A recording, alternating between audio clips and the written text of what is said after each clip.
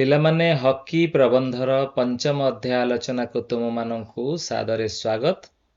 ଚତୁର୍ଥ ଅଧ୍ୟାୟରେ କ'ଣ କ'ଣ ଆଲୋଚନା କରିଥିଲେ ସେ ସମ୍ବନ୍ଧୀୟ କଥାବାର୍ତ୍ତା ହେବା ପରେ ଆମେମାନେ ପଞ୍ଚମ ଅଧ୍ୟାୟ ଆଲୋଚନାକୁ ଯିବା। ପିଲାମାନେ, ଭାରତର ହକି ଖେଳ ଜାତୀୟ ଖେଳର ଗୌରବ ଲାଭ କରିଛି।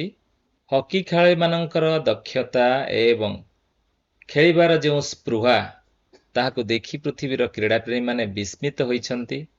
1928 ମସିହାରେ ହଲାଣ୍ଡରେ ଅଲମ୍ପିକ୍ ଖେଳମାନଙ୍କରେ ଏବଂ କ୍ରମାଗତ ଭାବେ 5ଟି ଅଲମ୍ପିକ୍ କ୍ରୀଡ଼ାରେ ଭାରତ ଯେପରି କ୍ରୀଡ଼ା ନୈପୁଣ୍ୟ ପ୍ରଦର୍ଶନ କରିଥିଲା ତାହା ଦେଖି ବିଶ୍ୱବାସୀ ଚକିତ ହୋଇଥିଲେ।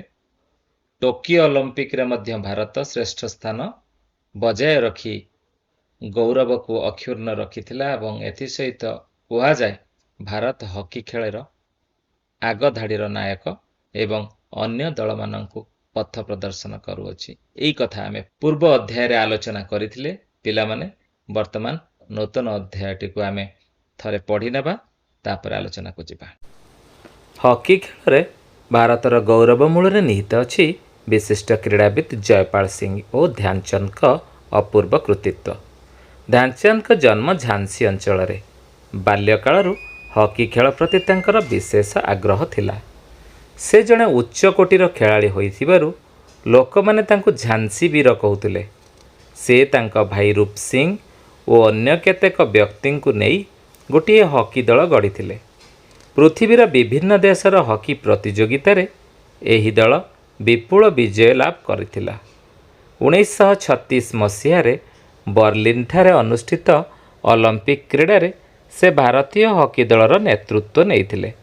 ସେଠାରେ ସେ ଯେଉଁ ଚମକପ୍ରଦ ଖେଳ ଖେଳିଥିଲେ ତାହା ଦେଖି ଦର୍ଶକ ବୃନ୍ଦ ତାଙ୍କୁ ଏକ ସ୍ୱରରେ ହକି ଖେଳର ଯାଦୁଗର ବୋଲି ଆଖ୍ୟା ଦେଇଥିଲେ। ତାଙ୍କର ଅସାଧାରଣ କ୍ରୀଡ଼ା ନୈପୁଣ୍ୟ ଦେଖି ଲୋକମାନେ ସନ୍ଦେହ କଲେ ଯେ ସେ କୁହୁକ ବାଡ଼ି ବ୍ୟବହାର କରୁଛନ୍ତି କିମ୍ବା ସେଥିରେ କୌଣସି ଅଠା ଲଗାଇଛନ୍ତି। ଲୋକଙ୍କର ଏ ସନ୍ଦେହ ମୋଚନ ପାଇଁ ତାଙ୍କୁ 2-3 ଥର ହକି ଷ୍ଟିକ୍କୁ ପରିବର୍ତ୍ତନ କରିବାକୁ ହୋଇଥିଲା। ପିଲାମାନେ, ଅନୁଚ୍ଛେଦଟିକୁ ସଚିତ୍ର ପଠନ ଏବଂ ଶ୍ରବଣ କରିନେଲେ। ଏବେ ପୁସ୍ତକରୁ ପଠନ ଟିକେ କରିବା, ତାପରେ ଆମେ ଆଲୋଚନାକୁ ଯିବା। ଆସ ତାହେଲେ। ହକି ଖେଳରେ ଭାରତର ଗୌରବ ମୂଳରେ ନିହିତ ଅଛି ବିଶିଷ୍ଟ କ୍ରୀଡ଼ାବିତ୍ ଜୟପାଳ ସିଂ ଓ ଧ୍ୟାନଚାନ୍ଦଙ୍କ ଅପୂର୍ବ କୃତିତ୍ୱ। ଧ୍ୟାନଚାନ୍ଦଙ୍କ ଜନ୍ମ ଝାନ୍ସୀ ଅଞ୍ଚଳରେ। ବାଲ୍ୟକାଳରୁ ହକି ଖେଳ ପ୍ରତି ତାଙ୍କର ବିଶେଷ ଆଗ୍ରହ ଥିଲା। ସେ ଜଣେ ଉଚ୍ଚ କୋଟିର ଖେଳାଳି ହୋଇଥିବାରୁ ଲୋକମାନେ ତାଙ୍କୁ ଝାନ୍ସୀ ବୀର କହୁଥିଲେ। ସେ ତାଙ୍କ ଭାଇ ରୂପ ସିଂ ଓ ଅନ୍ୟ କେତେକ ବ୍ୟକ୍ତିଙ୍କୁ ନେଇ ଗୋଟିଏ ହକି ଦଳ ଗଢ଼ିଥିଲେ। ପୃଥିବୀର ବିଭିନ୍ନ ଦେଶର ହକି ପ୍ରତିଯୋଗିତାରେ ଏହି ଦଳ ବିପୁଳ ବିଜୟ ଲାଭ କରିଥିଲା। 1936 ମସିହାରେ ବର୍ଲିନ୍ଠାରେ ଅନୁଷ୍ଠିତ ଅଲମ୍ପିକ୍ କ୍ରୀଡ଼ାରେ ସେ ଭାରତୀୟ ହକି ଦଳର ନେତୃତ୍ୱ ନେଇଥିଲେ। ସେଠାରେ ସେ ଯେଉଁ ଚମକପ୍ରଦ ଖେଳ ଖେଳିଥିଲେ ତାହା ଦେଖି ଦର୍ଶକ ବୃନ୍ଦ ତାଙ୍କୁ ଏକ ସ୍ୱରରେ ହକି ଖେଳର ଯାଦୁଗର ବୋଲି ଆଖ୍ୟା ଦେଇଥିଲେ। ତାଙ୍କର ଅସାଧାରଣ କ୍ରୀଡ଼ା ନୈପୁଣ୍ୟ ଦେଖି ଲୋକମାନେ ସନ୍ଦେହ କଲେ ଯେ ସେ କୁହୁକ ବାଡ଼ି ବ୍ୟବହାର କରୁଛନ୍ତି କିମ୍ବା ସେଥିରେ କୌଣସି ଅଠା ଲଗାଇଛନ୍ତି। ଲୋକଙ୍କର ଏ ସନ୍ଦେହ ମୋଚନ ପାଇଁ ତାଙ୍କୁ 2-3 ଥର ହକି ଷ୍ଟିକ୍କୁ ପରିବର୍ତ୍ତନ କରିବାକୁ ହୋଇଥିଲା। ପିଲାମାନେ, ଅନୁଚ୍ଛେଦଟିକୁ ଆଉ ଟିକେ ଭଲ ଭାବେ ବୁଝିବା ଆମର ନିହାତି ଦରକାର। ତେଣୁ ଆମେ ବିଭିନ୍ନ ପ୍ରଶ୍ନ ଉତ୍ତର ଆଲୋଚନା ସହିତ ଅନୁଚ୍ଛେଦଟିକୁ ବୁଝିବା। ଆସ ପିଲେ, ଏହି ଅନୁଚ୍ଛେଦଟିକୁ ପଢ଼ି ଏବଂ ବୁଝି କହିବାକୁ ପଡ଼ିବ ଏହି ଅନୁଚ୍ଛେଦର ନିର୍ଦ୍ଦେଶ କ'ଣ, ମୁଖ୍ୟତଃ କେଉଁ ମୁଖ୍ୟ କଥା ଉପରେ ଏହି ଅନୁଚ୍ଛେଦଟି ଲେଖାଯାଇଛି। ତାହେଲେ ଆମେ ଆରମ୍ଭ କରିବା। ହକି ଖେଳରେ ଭାରତର ଗୌରବ ମୂଳରେ ନିହିତ ଅଛି ବିଶିଷ୍ଟ କ୍ରୀଡ଼ାବିତ୍ ଜୟପାଳ ସିଂ ଓ ଧ୍ୟାନଚାନ୍ଦଙ୍କ ଅପୂର୍ବ କୃତିତ୍ୱ। ଧ୍ୟାନଚାନ୍ଦଙ୍କ ଜନ୍ମ ଝାନ୍ସୀ ଅଞ୍ଚଳରେ। ବାଲ୍ୟକାଳରୁ ହକି ଖେଳ ପ୍ରତି ତାଙ୍କର ବିଶେଷ ଆଗ୍ରହ ଥିଲା। ସେ ଜଣେ ଉଚ୍ଚ କୋଟିର ଖେଳାଳି ହୋଇଥିବାରୁ ଲୋକମାନେ ତାଙ୍କୁ ଝାନ୍ସୀ ବୀର କହୁଥିଲେ। ସେ ତାଙ୍କ ଭାଇ ରୂପ ସିଂ ଓ ଅନ୍ୟ କେତେକ ବ୍ୟକ୍ତିଙ୍କୁ ନେଇ ଏକ ହକି ଦଳ ଗଢ଼ିଥିଲେ। ପିଲାମାନେ, ଟିକେ ଏଇଠି ରହିଯିବା ଏବଂ ଆଲୋଚନା ନେବା। ଧ୍ୟାନଚାନ୍ଦଙ୍କ ଉପରେ ଗୁରୁତ୍ୱ ଦିଆଗଲା। ସେ ଜଣେ ଉଚ୍ଚ କୋଟିର, ତାମାନେ କାହା ବିଷୟରେ କୁହାଗଲା? ଧ୍ୟାନଚାନ୍ଦଙ୍କ ବିଷୟରେ କୁହାଗଲା। ସେ ତାଙ୍କ ଭାଇ ରୂପ ସିଂଙ୍କୁ ନେଇ ଏକ ହକି ଦଳ ଗଢ଼ିଲେ। କାହା କଥା କୁହାଗଲା? ଧ୍ୟାନଚାନ୍ଦଙ୍କ କଥା କୁହାଗଲା। ଠିକ୍ ସେମିତି ପୃଥିବୀର ବିଭିନ୍ନ ଦେଶରେ ହକି ପ୍ରତିଯୋଗିତାରେ ଏହି ଦଳ ବିପୁଳ ବିଜୟ ଲାଭ କରିଥିଲା। କେଉଁ ଦଳ? ଧ୍ୟାନଚାନ୍ଦ ଯେଉଁ ଦଳ ଗଠନ କରିଥିଲେ। 1936 ମସିହାରେ ବର୍ଲିନଠାରେ ଅନୁଷ୍ଠିତ ଅଲିମ୍ପିକ କ୍ରୀଡ଼ାରେ ସେ କିଏ? ସେଇ ଧ୍ୟାନଚାନ୍ଦ ଭାରତୀୟ ହକି ଦଳର ନେତୃତ୍ୱ ନେଇଥିଲେ। ସେଠାରେ ସେ ଯେଉଁ ଚମତ୍କାର ଖେଳ ଖେଳିଥିଲେ, କିଏ ଚମକପ୍ରଦ ଖେଳ ଖେଳିଥିଲେ? ସେ ଖେଳିଥିଲେ। ସେ ଅର୍ଥ ସେଇ ଧ୍ୟାନଚାନ୍ଦ ଚମକପ୍ରଦ ଖେଳ ଖେଳିଥିଲେ। ହଁ କି ନାହିଁ? ବାସ୍। ପିଲାମାନେ ଏବେ କୁହ, 1936 ମସିହାର ବର୍ଲିନଠାରେ ହେଉଥିବା ଅଲିମ୍ପିକ କ୍ରୀଡ଼ାରେ ଅଧିନାୟକତ୍ୱ କିଏ କରିଥିଲେ ହକି ଦଳର? ଭାରତୀୟ ହକି ଦଳର? ଠିକ୍ କହିଲ, ଧ୍ୟାନଚାନ୍ଦ କରିଥିଲେ। ଠିକ୍ ଅଛି, ତାହେଲେ ଏ ପର୍ଯ୍ୟନ୍ତ ଯେତିକି ଆମେ ଆଲୋଚନା କଲେଣି, କାହାଙ୍କ ଉପରେ ଏଇ ଅନୁଚ୍ଛେଦଟି ଅଧିକ ଗୁରୁତ୍ୱ ଦେଉଛି? ଧ୍ୟାନଚାନ୍ଦଙ୍କ ଉପରେ। ଦେଖିବା ଆଗକୁ କ'ଣ ଅଛି। ତାହା ଦେଖି ଦର୍ଶକ ବୃନ୍ଦ ତାଙ୍କୁ ଏକ ସ୍ୱରରେ ହକି ଖେଳର ଯାଦୁଗର କହିଲେ। କାହାକୁ ହକି ଖେଳର ଯାଦୁଗର କୁହାଗଲା? ଠିକ୍ କହିଲ, ଧ୍ୟାନଚାନ୍ଦକୁ ହକି ଖେଳର ଯାଦୁଗର ବୋଲି ଆଖ୍ୟା ଦିଆଯାଇଛି। ଆଚ୍ଛା, ଏ ପର୍ଯ୍ୟନ୍ତ ଯେତିକି ଆଲୋଚନା କଲେଣି ସବୁଥିରେ ଧ୍ୟାନଚାନ୍ଦଙ୍କ ଉପରେ ଗୁରୁତ୍ୱ ଦିଆଯାଇଛି, ନୁହେଁ କି? ଠିକ୍ ଅଛି, ଆମେ ଆଗକୁ ଯିବା। ତାଙ୍କର ଅସାଧାରଣ କ୍ରୀଡ଼ା ନୈପୁଣ୍ୟ ଦେଖି ଲୋକମାନେ ସନ୍ଦେହ କଲେ ଯେ ସେ କୁହୁକ ବାଡ଼ି ବ୍ୟବହାର କରୁଛନ୍ତି। ଆଚ୍ଛା, ମତେ କହିଲ ପିଲେ, କିଏ କୁହୁକ ବାଡ଼ି ବ୍ୟବହାର କରୁଛନ୍ତି? କିଏ କୁହୁକ ବାଡ଼ି ବ୍ୟବହାର କରୁଛନ୍ତି? ହଁ, ଠିକ୍ କହିଲ, ଧ୍ୟାନଚାନ୍ଦ କୁହୁକ ବାଡ଼ି ବ୍ୟବହାର କରୁଛନ୍ତି। ଏପର୍ଯ୍ୟନ୍ତ ମଧ୍ୟ ଧ୍ୟାନଚାନ୍ଦକୁ ଏହି ଅନୁଚ୍ଛେଦଟି ଗୁରୁତ୍ୱ ଦେଇ ଚାଲିଛି। ଅର୍ଥାତ୍ ଲେଖକ ଧ୍ୟାନଚାନ୍ଦକୁ ଗୁରୁତ୍ୱ ଦେଇ ଏହି ଅନୁଚ୍ଛେଦଟିକୁ ଲେଖିଛନ୍ତି ସମଗ୍ର ପ୍ରବନ୍ଧରେ। ଠିକ୍ ଅଛି ପିଲାମାନେ, ଆଗକୁ ଯିବା। କିମ୍ବା ସେଥିରେ ଅଠା ଲଗାଉଛନ୍ତି, ଏ କଥା ଲୋକମାନେ ସନ୍ଦେହ କଲେ। ଲୋକଙ୍କର ଏ ସନ୍ଦେହ ମୋଚନ ପାଇଁ ତାଙ୍କୁ 2-3 ଥର ହକି ଷ୍ଟିକ୍ଟିକୁ ପରିବର୍ତ୍ତନ କରିବାକୁ ପଡ଼ିଥିଲା ବା ହୋଇଥିଲା। କିଏ କରିଥିଲେ ପରିବର୍ତ୍ତନ? ଧ୍ୟାନଚାନ୍ଦ କରିଥିଲେ। ତାହେଲେ ପିଲାମାନେ ଆମେ କ'ଣ କହିବା? ଏଇ ଅନୁଚ୍ଛେଦଟି ଆମର ହକି ପ୍ରବନ୍ଧର ଏଇ ଯେଉଁ ଅନୁଚ୍ଛେଦଟି ଆମେ ପଢ଼ିଲେ, ଏଇ ଅନୁଚ୍ଛେଦଟି କାହାକୁ ବେଶୀ ଗୁରୁତ୍ୱ ଦେଉଛି ବୋଲି ଆମେ ବୁଝିପାରିଲେ?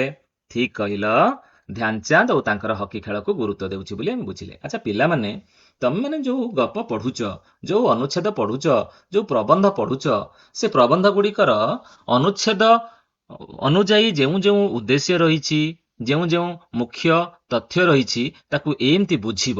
ବୁଝିଲେ ତମେ ଭଲ ଲେଖିପାରିବ। ମୋ କଥା ବୁଝିଲ? ଅର୍ଥାତ୍ ମୁଁ କହିବାକୁ ଚାହୁଁଛି, ଏଇ ଅନୁଚ୍ଛେଦଟିର ନିର୍ଯାସ ଆମେ ବାହାର କଲେ, ସାର କଥା ଆମେ ବାହାର କଲେ 2ଟି ଶବ୍ଦରେ। ଗୋଟିଏ ଶବ୍ଦ ହେଉଛି ହକି, ଆଉ ଗୋଟେ ଶବ୍ଦ ହେଉଛି ଧ୍ୟାନଚାନ୍ଦ। ସେଇଆ ନୁହେଁ କି? ଅର୍ଥାତ୍ ଏଇ ଅନୁଚ୍ଛେଦଟି ହକି ଏବଂ ଧ୍ୟାନଚାନ୍ଦ ବାବଦରେ କହିଛି। ଧ୍ୟାନଚାନ୍ଦଙ୍କର ହକି ଖେଳକୁ ଗୁରୁତ୍ୱ ଦେଇ କହିଛି। ଠିକ୍ ଅଛି ପିଲାମାନେ, ପରବର୍ତ୍ତୀ ଆଲୋଚନାକୁ ଯିବା।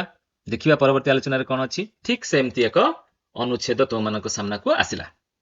ଏହି ଅନୁଚ୍ଛେଦରେ କିଛି ଶବ୍ଦ ନାହିଁ। ଆମେ ସେ ଶବ୍ଦ ଗୁଡ଼ିକୁ ଖୋଜି ବାହାର କରିବା। କ'ଣ କ'ଣ ଉପଯୁକ୍ତ ଶବ୍ଦ ଏଠି ଲାଗିପାରିବ। ଠିକ୍ ଅଛି। ହକି ଖେଳରେ ଭାରତର ଗୌରବ ମୂଳରେ ନିହିତ ଅଛି ବିଶିଷ୍ଟ କ୍ରୀଡ଼ାବିତ୍। କ'ଣ ହବ ଏଠି? ଦେଖିବା କ'ଣ ହବ ଏଠି। ଜୟପାଳ ସିଂ ଓ ଧ୍ୟାନଚାନ୍ଦଙ୍କ ଅପୂର୍ବ କୃତିତ୍ୱ, ନୁହଁ କି? ଧ୍ୟାନଚାନ୍ଦଙ୍କ ଜନ୍ମ କେଉଁଠି? ଝାନ୍ସୀ ଅଞ୍ଚଳରେ। ବାଲ୍ୟକାଳରୁ ହକି ଖେଳ ପ୍ରତି ତାଙ୍କର ବିଶେଷ ଆଗ୍ରହ ଥିଲା। ହକି ନଥିଲା।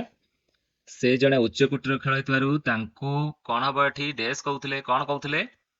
ତାଙ୍କୁ ଝାନ୍ସୀ ବୀର କହୁଥିଲେ। ସେ ତାଙ୍କ ଭାଇ କିଏ? ରୂପ ସିଂ ଓ ଅନ୍ୟ କେତେକ ବ୍ୟକ୍ତିକୁ ନେଇକି ଗୋଟିଏ କ'ଣ ଗଢ଼ିଲେ? ହକି ଦଳ ଗଠନ କଲେ। ପୃଥିବୀର ବିଭିନ୍ନ ଦେଶର ହକି ପ୍ରତିଯୋଗିତାରେ ଏହି ଦଳ ବିପୁଳ ବିଜୟ ଲାଭ କରିଥିଲା। ତାପରେ କ'ଣ ହବ? ଡେସ୍ ମସିହାରେ। କେଉଁ ମସିହାରେ ମତେ କହିଲ ମନେ ପକେଇକି? ହଁ, ଠିକ୍ କହିଲ, 1936 ମସିହାରେ, ନୁହେଁ କି? ଡେସ୍ ଠାରେ ଅନୁଷ୍ଠିତ ଅଲିମ୍ପିକ କ୍ରୀଡ଼ାରେ ସେ ଭାରତୀୟ ହକି ଦଳର ଡେସ୍ ନେଇଥିଲେ। କ'ଣ କହିବା ଏଇଠି? 2ଟା ଶବ୍ଦ କ'ଣ ହବ?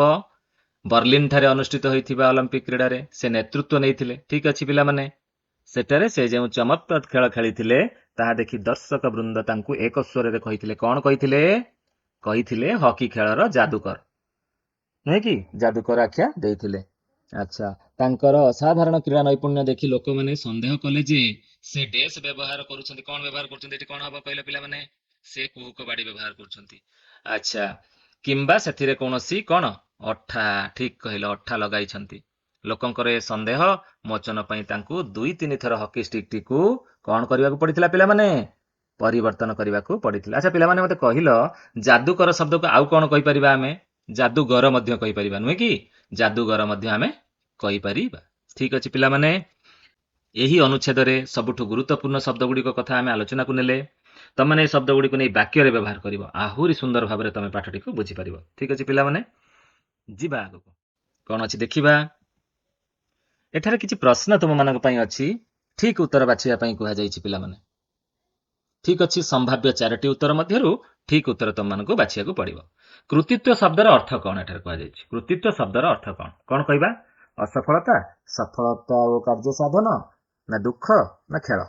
କଣ କହିବା ଆମେ? କୃତିତ୍ୱର ଅର୍ଥ ସଫଳତା ଓ କାର୍ଯ୍ୟ ସାଧନ। ଏଇଟା ହେଉଛି ଠିକ ଉତ୍ତର। ବୁଝିଗଲା ପିଲାମାନେ? ପରବର୍ତ୍ତୀ କଥାକୁ ଯିବା।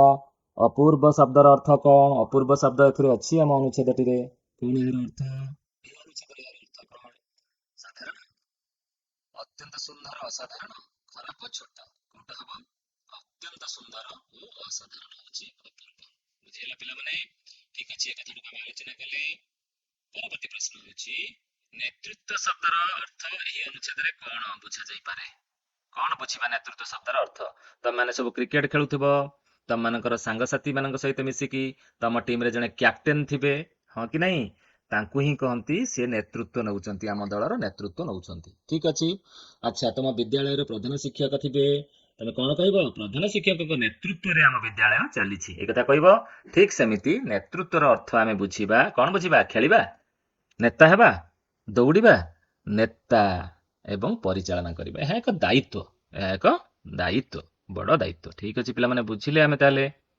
ପରବର୍ତ୍ତୀ କଥାକୁ ଯିବା। ଆଖ୍ୟା ଶବ୍ଦର ଅର୍ଥ କଣ ଅଛି? ଏଟାକୁ ଆମେ ବୁଝିବାକୁ ପଡିବ। ଆଖ୍ୟା ଶବ୍ଦର ଅର୍ଥ କଣ? ଖେଳ, ନାମ ବା ଉପାଧି, ଗୀତ, ନା ପୁସ୍ତକ? କଣ କହିବା? ଠିକ କହିଲ, ନାମ ବା ଉପାଧି। ଠିକ ଅଛି, ନାମ ବା ଉପାଧି, ଯାହାକୁ ଆମେ ଆଖ୍ୟା ବୋଲି କହିବା। ବୁଝିହେଲା? ମାନେ ବୁଝିପାରିଲେ ଏ କଥାକୁ? ଏ ପ୍ରଶ୍ନଟି ଗଲା। ଆଗକୁ ଯିବା।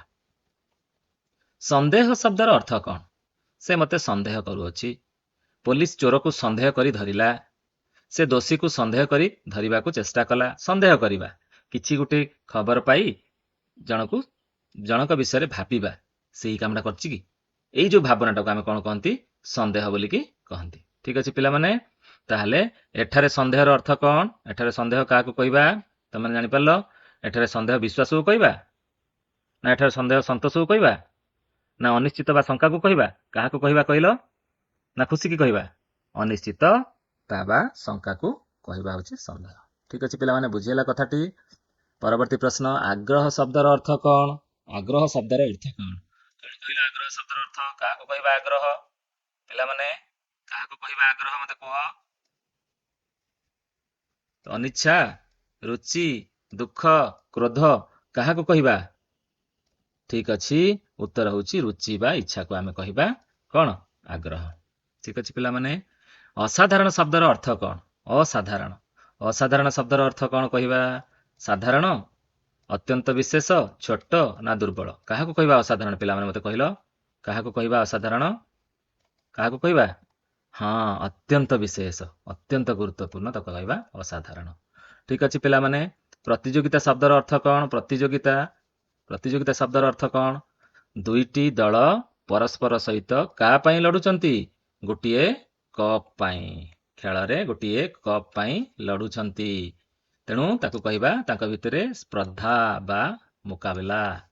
ଠିକ ଅଛି, ପରବର୍ତ୍ତୀ ପ୍ରଶ୍ନକୁ ଯିବା। ଚମକପ୍ରଦ ଶବ୍ଦର ଅର୍ଥ କଣ? ଚମକି ଯିବା, ଚମକପ୍ରଦ। ଚମକପ୍ରଦ, ଖରାପ, ଦୁଃଖଦ, ଅତ୍ୟନ୍ତ ଆକର୍ଷଣୀୟ, ସାଧାରଣ। ଅତ୍ୟନ୍ତ ଆକର୍ଷଣୀୟ, ଖୁବ୍ ଭଲ, ଯୋଉଟା ଦେଖିଲା ଭଳିଆ ଜିନିଷ ତାକୁ କୁହନ୍ତି ଚମକପ୍ରଦ। ନୈପୁଣ୍ୟ ଶବ୍ଦର ଅର୍ଥ କଣ? ନୈପୁଣ୍ୟ ଶବ୍ଦର ଅର୍ଥ କଣ? ଦୁର୍ବଳତା, କୌଶଳ ବା ଦକ୍ଷତା, ଭୟ, ନା ଅଭାବ? ନୈପୁଣ୍ୟ, ସିଏ ଖେଳରେ ଖୁବ୍ ଦକ୍ଷ, ଖୁବ୍ କୌଶଳ, ତାକୁ କଣ କହିବା? ତାଙ୍କର କ୍ରୀଡ଼ା ନୈପୁଣ୍ୟ ଅଛି, ଏହା କହିବା। ଯେହେତୁ ସେ କୌଶଳ ଏବଂ ଦକ୍ଷ, ସେ ଲୋକଙ୍କୁ କହିବା ଆମେ ଏମିତି କହିଲା ବେଳେ ତାଙ୍କର କ୍ରୀଡ଼ା ନୈପୁଣ୍ୟ ଅଛି। କଣ ବୁଝିହେଲା? ଠିକ ଅଛି, ତାହେଲେ ପରବର୍ତ୍ତୀ କଥାକୁ ଯିବା। ଭାରତରେ ହକି ଗୌରବ କାହାଙ୍କ କୃତିତ୍ୱରେ ନିହିତ? କାହାଙ୍କୁ ହକି ଗୌରବ କୁହାଯାଏ? ଏହା ବୁଝିବାକୁ ପଡିବ। ପ୍ରଶ୍ନଟି ଏମିତି, କାହାଙ୍କୁ ଆମେ ହକି ଗୌରବ ବୋଲି କହୁ? କାହାକୁ? ଜୟପାଳ ସିଂ ଓ ଧ୍ୟାନଚାନ୍ଦକୁ ଆମେ ହକି ଗୌରବ ବୋଲି କହୁ। ଠିକ ଅଛି, ତମେ ଜୟପାଳ ସିଂ ଆଉ ଧ୍ୟାନଚାନ୍ଦଙ୍କର ଫଟୋ ଦେଖିଲ। ଠିକ ଅଛି, ପରବର୍ତ୍ତୀ କଥାକୁ ଯିବା। ଧ୍ୟାନଚାନ୍ଦଙ୍କ ଜନ୍ମ କେଉଁଠାରେ ହୋଇଥିଲା? କେଉଁଠାରେ ହୋଇଥିଲା? ଦିଲ୍ଲୀ, ମୁମ୍ବାଇ, ଝାନ୍ସୀ, କଲକାତା? କୋଉଠି ହେଇଥିଲା କହିପାରିବ? ଝାନ୍ସୀ। ଭେରି ଗୁଡ, ଖୁବ୍ ସୁନ୍ଦର ପିଲାମାନେ। ଝାନ୍ସୀ ସହର କେଉଁଠି? ସେଟା ଉତ୍ତରପ୍ରଦେଶ। କେଉଁଠି? ୟୁପିର ଝାନ୍ସୀରେ ତାଙ୍କର ଜନ୍ମ ହେଇଥିଲା। ଝାନ୍ସୀର ଆଉ ଗୋଟିଏ ଐତିହାସିକ ଘଟଣା କହିଲ? କିଏ? ଝାନ୍ସୀ ବୀର। ଝାନ୍ସୀ ବୀର ୟାଙ୍କୁ କୁହାହଉଥିଲା। ଆଉ ଜଣେ ଐତିହାସିକ ଘଟଣା ହଉଛନ୍ତି ଝାନ୍ସୀ ରାଣୀ। କିଏ? ଲକ୍ଷ୍ମୀବାଇ। ଝାନ୍ସୀ ରାଣୀ ଲକ୍ଷ୍ମୀବାଇ। ବୁଝିଲା? ଠିକ ଅଛି ପିଲାମାନେ, ପରବର୍ତ୍ତୀ ଯିବା। ବାଲ୍ୟକାଳରୁ ଧ୍ୟାନଚାନ୍ଦଙ୍କର କେଉଁ ଖେଳ ପ୍ରତି ଆଗ୍ରହ ଥିଲା? ମତେ କହିଲ କେଉଁ ଖେଳ ପ୍ରତି ଆଗ୍ରହ ଥିଲା ବାଲ୍ୟକାଳରୁ ତାଙ୍କର? Cricket, football, hockey? କହିସାରିଲଣି ଆଉ, ହକି ଖେଳ ପ୍ରତି ତାଙ୍କର ଆଗ୍ରହ ଥିଲା। ଧ୍ୟାନଚାନ୍ଦଙ୍କୁ ଲୋକମାନେ କେଉଁ ନାମରେ ଡାକୁଥିଲେ? ଆମେ ଏଇ ଅନୁଚ୍ଛେଦରେ ଆଲୋଚନା କଲେ ନୁହେଁ କି? ତାଙ୍କୁ ଝାନ୍ସୀ ବୀର କହିକି ଡାକୁଥିଲେ ନୁହେଁ କି? ଝାନ୍ସୀ ବୀର କହିକି ଡାକୁଥିଲେ। ଠିକ ଅଛି ପିଲାମାନେ, ଧ୍ୟାନଚାନ୍ଦଙ୍କ ଭାଇଙ୍କ ନାମ କଣ? ରୂପସିଂ। ରୂପସିଂ ହଉଛନ୍ତି ତାଙ୍କ ଭାଇ। ପରବର୍ତ୍ତୀ ପ୍ରଶ୍ନ ଅଛି, ଧ୍ୟାନଚାନ୍ଦ କେଉଁ ଖେଳର ଦଳ ଗଢିଥିଲେ? କେଉଁ ଖେଳର ଦଳ ଗଢିଥିଲେ? ହକି ଦଳ। ଠିକ ଅଛି ଉତ୍ତର, ହକି ଦଳ ଗଢିଥିଲେ। ପରବର୍ତ୍ତୀ କଥାରେ ଅଛି, ଧ୍ୟାନଚାନ୍ଦଙ୍କ ଦଳ କେଉଁଠି ବିଜୟ ଲାଭ କରିଥିଲା? ସେ ତ 5 ଥର ବିଜୟ ଲାଭ କରିଥିଲା, କିନ୍ତୁ ବିଶେଷ ଭାବରେ ବିଭିନ୍ନ ଦେଶରେ ନା ବିଭିନ୍ନ ରାଜ୍ୟରେ, ଭାରତରେ, ଏସିଆରେ, ୟୁରୋପରେ, ବିଭିନ୍ନ ଦେଶରେ ଧ୍ୟାନଚାନ୍ଦଙ୍କର ଏଇ ଦଳ, ଯେଉଁ ଦଳ ତାଙ୍କ ଭାଇ ଆଉ ସେ ମିଶିକି ତିଆରି କରିଥିଲେ, ଆଉ 9 ଜଣ, କେତେ ହେଲେ? 11 ଜଣଙ୍କୁ ନେଇ ତିଆରି ହେଇଥିଲା। ସେଇ ଦଳଟି ବିଭିନ୍ନ ଦେଶରେ, ପୃଥିବୀର ବିଭିନ୍ନ ଦେଶରେ ବିଜୟ ଲାଭ କରିଥିଲା। 1936 ମସିହାରେ କେଉଁଠାରେ ଅଲିମ୍ପିକ ହେଇଥିଲା ପିଲା କହିଲ? 1936 ମସିହାରେ ଅଲିମ୍ପିକ କେଉଁଠାରେ ହେଇଥିଲା? ହଁ, ବଢିଆ ଉତ୍ତର, ବର୍ଲିନ ସହରରେ ହେଇଥିଲା। ବର୍ଲିନରେ ହେଇଥିଲା ଅଲିମ୍ପିକ। ଏବେ ଗୋଟିଏ ସୁନ୍ଦର ପ୍ରଶ୍ନ ତମମାନଙ୍କ ପାଇଁ। ବର୍ଲିନ ଅଲିମ୍ପିକରେ ଧ୍ୟାନଚାନ୍ଦଙ୍କର ଭୂମିକା କଣ ଥିଲା? ସେ ଖେଳାଳି ଥିଲେ, ନ୍ୟାୟାଧୀଶ ଥିଲେ, କ୍ୟାପ୍ଟେନ ବା ନେତା ଥିଲେ, ନା ପ୍ରଶିକ୍ଷକ ଥିଲେ? ହଁ, କ୍ୟାପ୍ଟେନ ଥିଲେ ବା ନେତୃତ୍ୱ ନେଉଥିଲେ। ଠିକ ଅଛି ପିଲାମାନେ, ତମମାନେ ଏବେ କୁହ, ଧ୍ୟାନଚାନ୍ଦଙ୍କୁ କେଉଁ ଉପାଧି ଦିଆଯାଇଥିଲା? କେଉଁ ଉପାଧି ଦିଆଯାଇଥିଲା? ଖେଳର ରାଜା, ହକି ଖେଳର ଯାଦୁଗର? ହଁ, ହକି ଖେଳର ଯାଦୁଗର କୁହାଯାଉଥିଲା ତାଙ୍କୁ। ଆଚ୍ଛା ପିଲାମାନେ, ଏବେ କୁହ, ଲୋକମାନେ ଧ୍ୟାନଚାନ୍ଦଙ୍କ ଖେଳକୁ କିପରି ଭାବିଥିଲେ? କେଉଁ ଭଳି ଭାବରେ ଭାବିଥିଲେ? ସାଧାରଣ, ନା ଦୁର୍ବଳ, ନା ଅସାଧାରଣ, ନା ଖରାପ? କେଉଁ ଭଳି ଭାବରେ ଭାବିଥିଲେ ମତେ କହିଲ? ହଁ, ଠିକ କହିଲ, ଅସାଧାରଣ। ସେ ବହୁତ ସୁନ୍ଦର ଖେଳୁଥିଲେ ନା, ତାକୁ ତ ଯାଦୁଗର କହିସାରିଲେଣି ଲୋକମାନେ। ଏଇଠି ଆମେ ଜାଣିପାରୁଛନ୍ତି ସେ କେତେ ସୁନ୍ଦର ଖେଳ ଖେଳୁଥିଲେ, ତେଣୁ ତାଙ୍କର ଖେଳ ଅସାଧାରଣ ଥିଲା, ଆମେ ଏହା କହିବା। ଲୋକମାନଙ୍କ ସନ୍ଦେହ କଣ ଥିଲା? ଲୋକମାନେ କାହିଁକି ସନ୍ଦେହ କରୁଥିଲେ? ସେ ଏତେ ସୁନ୍ଦର ଖେଳ ଖେଳୁଥିଲେ ପିଲାମାନେ, ଲୋକମାନେ ଆଶ୍ଚର୍ଯ୍ୟ ହଉଥିଲେ। ସେ ଭାରତର ଜ୍ୟୋତି, ସେ ଭାରତର ଗୋଟେ ବିରାଟ ସମ୍ପତ୍ତି। ଏତେ ସୁନ୍ଦର ଭାବରେ ସେ ଖେଳୁଥିଲେ, ଯାହାକୁ ଦେଖି ଲୋକମାନେ ଆଶ୍ଚର୍ଯ୍ୟ ହଉଥିଲେ। ତାଙ୍କୁ ଯାଦୁଗର କହିସାରିଛନ୍ତି ଲୋକମାନେ। ଏବଂ ସେ ସନ୍ଦେହ କରୁଥିଲେ ଲୋକମାନେ କଣ ନା, ସେ କାଳେ ତାଙ୍କ ବାଡିରେ କୁହୁକ ବାଡିଟିଏ ବ୍ୟବହାର କରୁଛନ୍ତି। ମେଜିକ ଅଛି କି ସେ ବାଡିରେ? ଯାଦୁଗର କି ସେ? ଏମିତି ସେ ଭାବୁଥିଲେ ଲୋକମାନେ। ଠିକ ଅଛି ପିଲାମାନେ, ପରବର୍ତ୍ତୀ କଥାକୁ ଯିବା। ସନ୍ଦେହ ଦୂର କରିବା ପାଇଁ ଲୋକମାନଙ୍କର, ଯେମିତି ରାମାୟଣରେ ମାତା ସୀତା ଲୋକମାନଙ୍କର ସନ୍ଦେହ ଦୂର କରିବା ପାଇଁ ନିଜେ ମାଟିକୁ ଅନୁରୋଧ କରି ମାଟି ତଳକୁ ଚାଲି ଯାଇଥିଲେ, ଠିକ ସେମିତି ୟାକୁ ପରୀକ୍ଷା ଦେବାକୁ ପଡିଥିଲା। ଏତେ ଭଲ ଖେଳାଳି, ଏତେ ସୁନ୍ଦର ଭାବରେ ଖେଳୁଥିଲେ, ତାଙ୍କୁ ଯାଦୁଗର କୁହାଗଲାଣି। ସେ ଖେଳାଳିଙ୍କୁ ପରୀକ୍ଷା ଦେବାକୁ ମଧ୍ୟ ପଡିଥିଲା। କି ପରୀକ୍ଷା? ଲୋକଙ୍କ ସନ୍ଦେହ ଦୂର କରିବା ପାଇଁ ସେ କଣ କଲେ ଜାଣିଛ? କହିଲେ ଦେଖିଆ। ଖେଳ ଛାଡିଲେ, ଦଳ ବଦଳେଇଲେ, ଷ୍ଟିକ ପରିବର୍ତ୍ତନ କଲେ, ନା ଘରକୁ ଫେରିଗଲେ? ନାଇଁ, ସିଏ ହକି ଷ୍ଟିକ କୁ ତାଙ୍କ ସାମ୍ନାରେ ପରିବର୍ତ୍ତନ କଲେ। ତମେ ଯୋଉ ଷ୍ଟିକ ଦଉଛ ଦିଅ, ମୁଁ ଖେଳିବି। ନୂଆ ନୂଆ ଷ୍ଟିକ ତାଙ୍କୁ ଦିଆଗଲା। 2-3 ଥର 4 ଥର ତାଙ୍କୁ ଦିଆଗଲା। 3 ଥର ସେ ପରିବର୍ତ୍ତନ କରିଥିଲେ ତାଙ୍କର ହକି ଷ୍ଟିକ କୁ, ଏବଂ ଖେଳ ସେମିତି ସେ ଖେଳିଥିଲେ। ଏବେ ବୁଝିବା, ଧ୍ୟାନଚାନ୍ଦଙ୍କର କ୍ରୀଡା ନୈପୁଣ୍ୟ କିପରି ଥିଲା? ସେ କେମିତି ଭାବରେ ଖେଳାଳି ଥିଲେ? ଅସାଧାରଣ ନା ସାଧାରଣ? ହଁ, ଅସାଧାରଣ ଥିଲା। ତାଙ୍କର କ୍ରୀଡା ନୈପୁଣ୍ୟ ଅସାଧାରଣ ଥିଲା। ଠିକ ଅଛି ପିଲାମାନେ, ଆମେ ଏକଥା ବୁଝିଲେ ଏଥର। ଏବେ କିଛି ପ୍ରଶ୍ନ ତମମାନଙ୍କ ପାଇଁ ରହିଛି। ସେ ପ୍ରଶ୍ନକୁ ତମେ ଆଲୋଚନା କରିବ। ସେ ପ୍ରଶ୍ନର ଉତ୍ତର ଖାତାରେ ଲେଖି ରଖିବ। ତାପରେ ଆମେ এই ବିଷୟକୁ ସାରିବା। ପିଲାମାନେ, ତୁମମାନଙ୍କ ପାଇଁ ପ୍ରଥମ ପ୍ରଶ୍ନ, ଜୟପାଲ ସିଂ କିଏ? ଜୟପାଲ ସିଂ ହେଉଛନ୍ତି ଜଣେ ହକିର ବିଶିଷ୍ଟ କ୍ରୀଡାବିତ। ଜୟପାଲ ସିଂ ଆଉ ଧ୍ୟାନଚାନ୍ଦଙ୍କ ଯୋଗୁଁ ଭାରତୀୟ ହକି ବିଶ୍ୱରେ ନାଁ କରିଥିଲା। ତେଣୁ କଣ କହିବା? ଧ୍ୟାନଚାନ୍ଦ ସିଂଙ୍କ ପରି ଜୟପାଲ ସିଂ ହେଉଛନ୍ତି ଜଣେ ବିଶିଷ୍ଟ ହକି ଖେଳାଳି। ଏଇ କଥା କହିବା। ଏଇ କଥା ମଧ୍ୟ ଖାତାରେ ଲେଖିବା। କଣ ଲେଖିବା? ଧ୍ୟାନଚାନ୍ଦଙ୍କ ପରି ଜୟପାଲ ସିଂ ଜଣେ ବିଶିଷ୍ଟ ଭାରତୀୟ ହକି ଖେଳାଳି। ଏବେ ଧ୍ୟାନଚାନ୍ଦଙ୍କ ପରିଚୟ ପ୍ରଦାନ କର ଯଦି ପଚରାଯିବ ପ୍ରଶ୍ନରେ, କଣ କହିବା? ଆମେ କହିବା, ଧ୍ୟାନଚାନ୍ଦ ହେଉଛନ୍ତି ହକି ଖେଳର ଯାଦୁଗର। ସେ ଝାନ୍ସୀ ଅଞ୍ଚଳରେ ଜନ୍ମଗ୍ରହଣ କରିଥିଲେ। ହକି ଖେଳକୁ ଏକ ନୂତନ ପରିଚୟ ଦେଇଥିଲେ। ବିଶେଷ କରି ଭାରତୀୟ ହକି ଖେଳକୁ ବିଶ୍ୱସ୍ତରୀୟ କରିଥିଲେ। ହେଇଗଲା କଥାଟି। ଝାନ୍ସୀ ବୀର କହିଲେ ଆମେ କାହା ବିଷୟରେ ବୁଝୁ ପିଲାମାନେ? ପ୍ରଶ୍ନ ଅଛି, ପରବର୍ତ୍ତୀ ପ୍ରଶ୍ନ। କହିଲେ ଦେଖି କାହା ବିଷୟରେ ବୁଝୁ? ହଁ, ଧ୍ୟାନଚାନ୍ଦଙ୍କ ବିଷୟରେ ବୁଝୁ। ସେ ଝାନ୍ସୀରେ ଜନ୍ମଗ୍ରହଣ କରିଥିଲେ, ସୁନ୍ଦର ହକି ଖେଳୁଥିଲେ, ତାଙ୍କୁ ସେ ସମସ୍ତ ଭାରତୀୟ କହୁଥିଲେ ଇଏ ହଉଛନ୍ତି ଝାନ୍ସୀର ବୀର। ଠିକ ଅଛି ପିଲାମାନେ, ପରବର୍ତ୍ତୀ ପ୍ରଶ୍ନରେ ଅଛି, ଧ୍ୟାନଚାନ୍ଦଙ୍କୁ ହକି ଖେଳର ଯାଦୁଗର କାହିଁକି କୁହାଯାଏ? ପିଲାମାନେ ସବୁଠୁ ମଜା କଥା ହଉଛି ଧ୍ୟାନଚାନ୍ଦ ଯେତେବେଳେ ପଡିଆରେ ହକି ଖେଳୁଥିଲେ ବଲ୍ ଯେମିତି ଦୌଡୁଥିଲା ଧ୍ୟାନଚାନ୍ଦଙ୍କ ଶରୀର ସେମିତି ଦୌଡୁଥିଲା। ଲାଗୁଥିଲା ସତେ ଯେମିତି ବଲର ତାଳେ ତାଳେ ଧ୍ୟାନଚାନ୍ଦଙ୍କ ଶରୀରଟି ଗୋଟେ ବଲ୍ ହେଇଯାଇଛି। ଏତେ ମ୍ୟାଜିକାଲ ଖେଳୁଥିଲେ ସେ, ଏତେ ଯାଦୁକର ଭଳିଆ ଖେଳୁଥିଲେ ସେ। ଆଉ ତାଙ୍କ ହକି ଷ୍ଟିକ୍ କୁ ବଲ୍ ଛାଡୁ ନଥିଲା କେବେ, ସବୁବେଳେ ଲାଗି ଲାଗିକି ରହୁଥିଲା। ଏତେ ସୁନ୍ଦର ଖେଳ ଖେଳୁଥିଲେ, ବାଧ୍ୟ ହେଇକି ଲୋକମାନେ ତାଙ୍କୁ ଯାଦୁକର ବୋଲି କହୁଥିଲେ। କଣ ବୁଝିହେଲା? ତେଣୁ ଆମେ ଲେଖିବା କଣ? ସୁନ୍ଦର ହକି ଖେଳ ଯୋଗୁ ଲୋକମାନେ ତାଙ୍କୁ ହକି ଖେଳର ଯାଦୁକର କହୁଥିଲେ। ଠିକ ଅଛି ପିଲାମାନେ, ଧ୍ୟାନଚାନ୍ଦଙ୍କ ହକି ଦଳ କିପରି ସଫଳତା ପାଇଥିଲା? ମୁଁ ଏଠି ଗୋଟେ କଥା କହିବି ତୁମମାନଙ୍କୁ।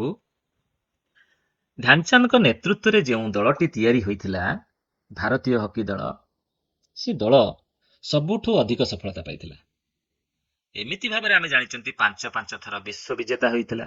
ସାରା ବିଶ୍ୱରେ ଗୋଟିଏ ଚମକ ପ୍ରସ୍ତୁତ କରିଥିଲା ଏଇ ଦଳ, ସମସ୍ତଙ୍କୁ ଆଶ୍ଚର୍ଯ୍ୟଚକିତ କରିଥିଲା। ୟାଠୁ ବଡ ସଫଳତା ଆଉ କଣ ହେଇପାରେ? ଆମେ ତାହେଲେ କଣ ଲେଖିବା?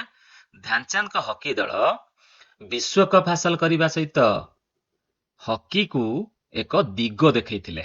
ଏହା ହେଉଛି ସର୍ବଶ୍ରେଷ୍ଠ ସଫଳତା। ଏହା ପରବର୍ତ୍ତୀ ପ୍ରଶ୍ନରେ ଅଛି, ଧ୍ୟାନଚାନ୍ଦଙ୍କ ହକି ବାଡିକୁ ଲୋକେ କୁହୁକ ବାଡି କହୁଥିଲେ କାହିଁକି? ମତେ କୁହ କାହିଁକି କହୁଥିଲେ? ତମମାନେ ଏବେ କୁହ, ମୁଁ ତୁମକୁ ବୁଝେଇ ସାରିଛି। ଧ୍ୟାନଚାନ୍ଦ ଯେତେବେଳେ ପଡିଆରେ ଖେଳୁଥିଲେ ବଲ୍ ତାଙ୍କ ହକି ବାଡିକୁ ଛାଡିକି ଯାଉନଥିଲା। ଲୋକମାନେ ଭାବୁଥିଲେ ଇଏ କୁହୁକ ବାଡିରେ ଖେଳୁଛନ୍ତି, ସନ୍ଦେହ ହେଇଥିଲା ଲୋକଙ୍କର। ଆଉ ସେଇଥିପାଇଁ ପରା ତାଙ୍କୁ 3 ଥର ତାଙ୍କର ବାଡି ପରିବର୍ତ୍ତନ କରିବାକୁ ପଡିଥିଲା। ତାହେଲେ କଣ ଲେଖିବା ଖାତାରେ? ଆମେ ଲେଖିବା ଧ୍ୟାନଚାନ୍ଦଙ୍କର ହକି ଖେଳ ଅତ୍ୟନ୍ତ ଉଚ୍ଚ କୋଟିର ଥିଲା। ହକି ବାଡିକୁ ନେଇ ଏପରି ଭାବରେ କ୍ରୀଡା ପ୍ରଦର୍ଶନ କରୁଥିଲେ ଯାହା ଫଳରେ ଲୋକମାନେ ତାଙ୍କ ହକି ବାଡିକୁ କୁହୁକ ବାଡି ମଧ୍ୟ କହୁଥିଲେ। ତାଙ୍କ ଆଖି ଖୁସି ହେଇଯାଉଥିଲା ଏହିପରି ଖେଳ ଦେଖି। ତ ପିଲାମାନେ, ଆମେମାନେ ପ୍ରଶ୍ନ ଉତ୍ତର କାର୍ଯ୍ୟକ୍ରମକୁ ସାରିଲେ।